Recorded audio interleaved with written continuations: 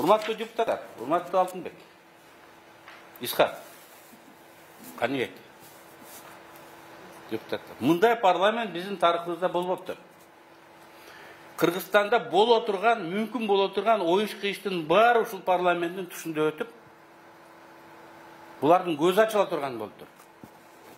15-жылдан кийин Атамбаев 16-жылы референдум жолу менен жеке бийлигин бекемдеп, узурпация кылганын көрүштү, катышты, колдошту.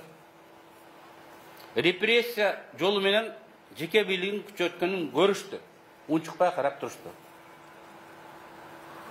Анан Жээнбеков келди. Атамбаевди тагдырын өзлөрү көрүштү. Жээнбеков 20-жылкы шайлоодо алдап алуу, сатып алуу жолу менен парламентти ээлик кылып, жеке бийликке бекемдегенге аракет кылды. Жыйынтыгы эмне алып келгенин көрдү. Так ушул парламент. Акылдуу болуш керек да бул парламентчи. Анан эмне кылып атат? Акылына кирет десе, кече Жапаров президент болуп турганда көрбөй туруп, өлкөнүн тагдырын радикалдуу өзгөртө турган законго дагы кол коюп референдум жарыялайбыз деп 3-чү жолу жасап жатат.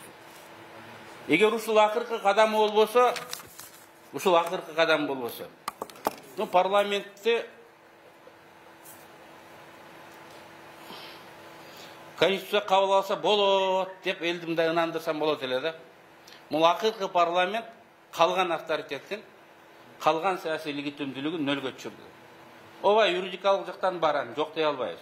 Бирок авторитетти мен коллегаларым калтырбады. Эми ушул депутаттар өзү эле жасаган жоктор.